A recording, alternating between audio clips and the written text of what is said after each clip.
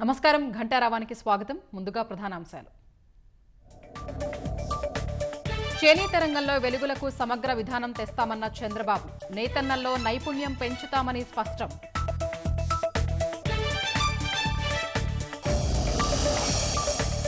P4 విధానంతో పేదరికాన్ని పూర్తిగా నిర్మూలించడమే ప్రభుత్వ లక్ష్యం. ప్రైవేటు వ్యక్తుల భాగస్వామ్యంతో సంపద పెంచవచ్చన్న చంద్రబాబు. QR కోడ్తో కొత్త పట్టాదారు పాసు పుస్తకాలు జారీకి నిర్ణయం.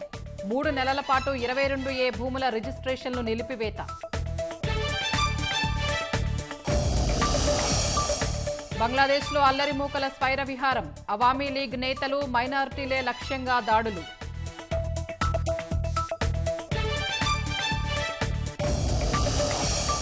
అధిక బరువు కారణంగా వినేష్ ఫొగట్పై అనర్హత. షాక్కు గురిచేసిందన్న IOA చీఫ్ PT ఉష.